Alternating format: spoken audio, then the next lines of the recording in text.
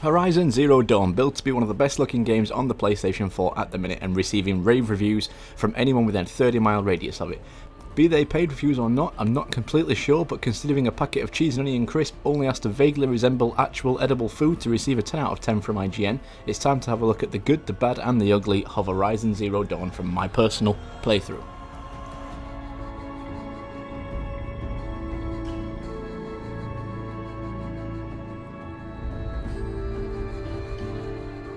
Probably goes without saying that there could very well be some small spoilers throughout this video, or massive ones. Either way, take this as your spoiler warning.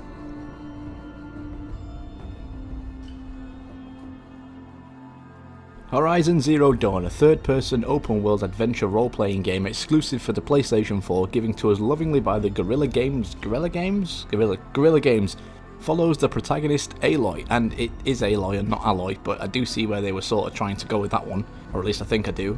Anyway, she's an outcast and she takes on the one-man mission to find out why in the space of only around 1,000 years, give or take a few, the whole world was taken over by robots and we all descended back into the primitive tribe style of living. It does sound a little Terminator, I get that, and it's exactly what I was thinking when I first heard about it, but think of it like Terminator except on LSD.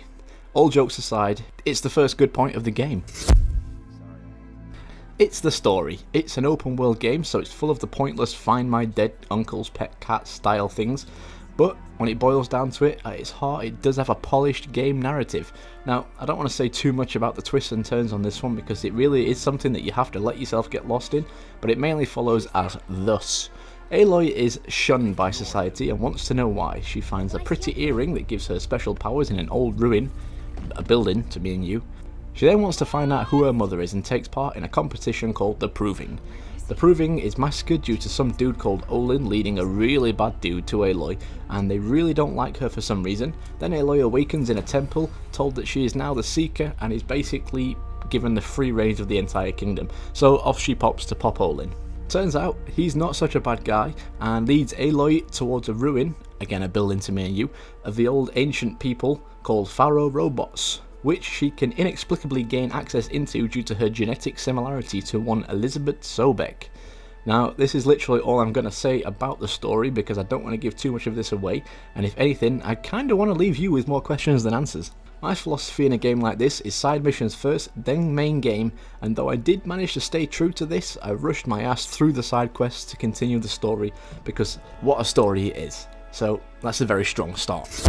As with before, and especially with this little gem, there isn't much I can say about this without taking away the magic from you, so I won't, other than to say that the weird amalgamation of primitive tribal life and futuristic technology leads to some of the revelation in this game making you take a few steps back, just for a second, just to purely take in and process what you've just found out.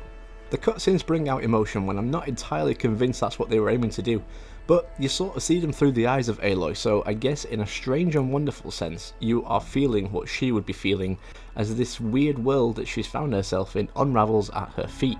So again, another plus and a huge good point for this game, especially when it comes to the Elizabeth Sobek hologram projection things. If you've played this before, you'll know exactly what I mean. Now, like the absolute amateur that I am, I've managed to say things about the cutscenes and the story before I even said 2 words about where this thing is set. Like I did mention in passing, it's set somewhere in what I can imagine is America, but it's centuries in the future, and after the whole dinosaur Terminator thing, things aren't looking at their best. So what you've got left is this reclaimed by Mother Earth looking backdrop.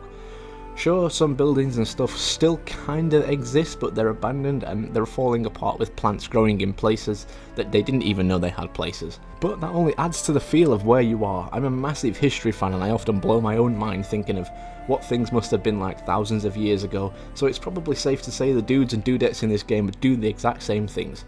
But when you look at it with real functioning non-programmed eyes, well, it's not something you can get bored of too quick. Colours do pop out, as cliche as it is to say, and the environments do change from plains to snowy to sort of Sahara looking areas, and it all feels like there was once something there and it's just very lonely and dead now. You do have the option to quick travel in this game, and I've got a few things to mention about that, some good, some bad.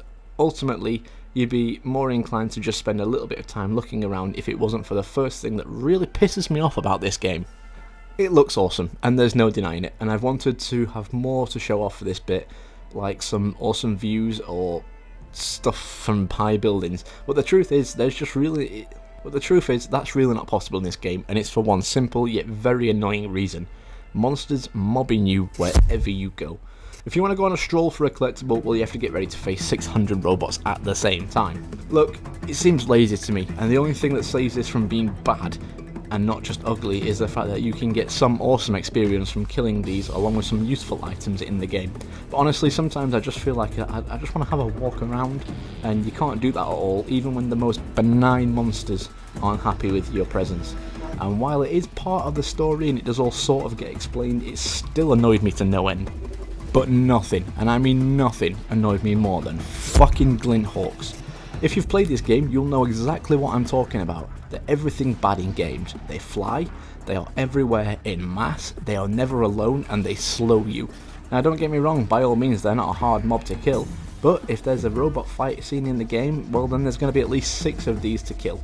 They fly around, which is bad enough as hitting them is a pain in the arse, but making it worse is the fact that they spray ice at you, which does nothing more than slow you down. Taking them out isn't fun either, as if you do hit them in the right spot, and I mean it's the right spot, as hitting them anywhere else does little to zero damage, but if you do manage to hit them in just the right spot, they explode in this big icy mess, and that slows you even more, and also everything around you, which would be nice if it wasn't for the fact that you can't really capitalise on this bonus as you move too slow. I hated them with a passion, and due to the sheer amount of them I can't even justify this as an ugly, lazy aspect to the game. It's just bad, it's plain bad.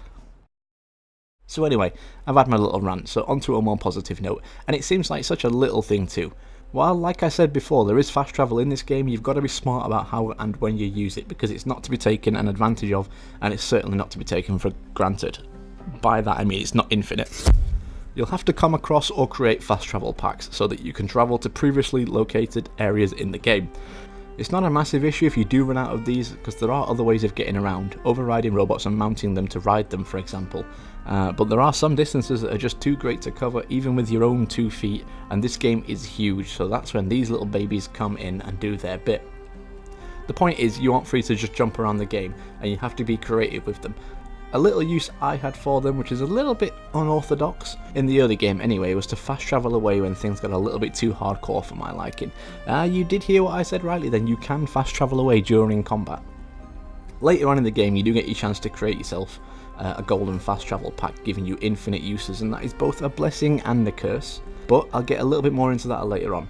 For me at least, another function came in handy and is worth mentioning first, and that's when it came time to actually get myself the golden fast travel pack, and that is to create a job system.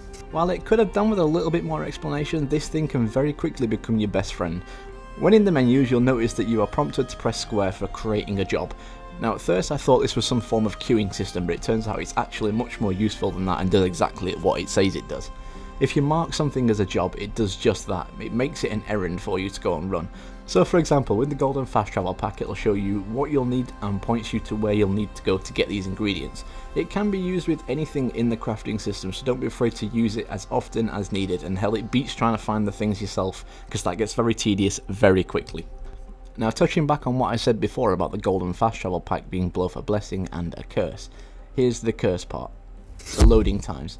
You'll find yourself using it more and more towards the later part of the game, as objectives generally have you jumping from one half of the map to the other and then back again, which is fine and dandy, but couple that with the minimum of 1 minute loading times every time you do this, and you're going to find yourself looking at this screen for an awful long time. If I'd have thought ahead, I'd have probably added up just how long I was seeing this screen just to prove a point, but I'm not really that clever. It's a big beautiful game and there's a lot going on, so an option to install the game or have something in it that would have cut these loading times down to even half would have saved a lot of people from going off on this game. I for one, I know I'm not the only one that have had trouble with this. And for a game that is so story driven, you can't be sitting me in front of a loading screen for the same 4 hints cycling over and over and over again to the same boring loading song again and again and again. Personally at first, this was just an ugly addition to an otherwise glorious game, but after literal hours of it, and I'm not joking, literal hours, it's fallen into bad territory. Thinking about it now, you cannot release a game in 2017 with these kind of loading times, and it's happening more and more again. I've heard it's slightly improved if you play it on the PlayStation 4, but I'm not, and this is my first impressions, so meh. Now, another thing that got to me was the climbing mechanics in this game. Judging by the fact that Hideo Kojima has chosen to use this engine for the Death Stranding game that's coming out leads me to believe that this is just another case of laziness on the developer's point. Now, I'm not saying they are lazy. This game started development back in 2011, so there's a lot of love and a lot of time that has gone into this, but then you get things like these climbing mechanics. They are very limited, and guys, do it properly or don't do it at all. I don't want to have to search out a small yellow handhold to climb things. Either let me climb or don't. If you're not a collectible hunter, you might not struggle with this one so much, as during the story things are generally quite obvious. But if you are, then be prepared to spend a lot of time looking aimlessly at sheer cliff faces for that one small handhold that is for some reason yellow on a majoritarily orange background.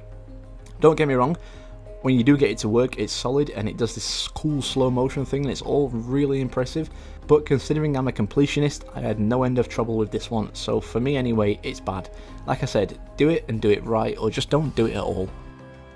Now, I don't want to end this one on a bad note, because this is by far not a bad game. It's a technical and narrative masterpiece that has got its flaws. So does everything in life. So I'm going to go back to the completionist thing on this one. 100%er or not, this game will give you hours of fun, and it's something you may even play for years to come. So if that's the case, you might as well give it all the love the developers gave it in the 6 years of its development time. It's an easy game to finish in its entirety, and that'll net you the lovely little platinum trophy for your troubles, and I think that is a solid finish to a solid game. And if I did rate games on the same scale PlayStation gave out trophies, then there's absolutely no doubt whatsoever this would be getting a platinum. For every bad point, there are 2 or 3 good ones that completely outshine it, and all I've done today is touch the tip of the iceberg with this game. Make sure it's the next game you get if you haven't already, and if you have been able to sink your teeth into this one, leave a comment below for what you found good and bad about this game. And remember guys, these are just my views on this game. Yours may vary, and I hope they do. Well guys, thanks for watching my take on the good, the bad and the ugly elements of my playthrough of this fantastic game. If you have a Hitbox account, head over to hitbox.tv/oddsock and give us a follow there. Feel free to say hi on Facebook, Twitter and all those other social media places which are linked below. Don't forget to comment and leave a rating, and if you do want to see more good, bad and ugly of games I come across, then subscribe now.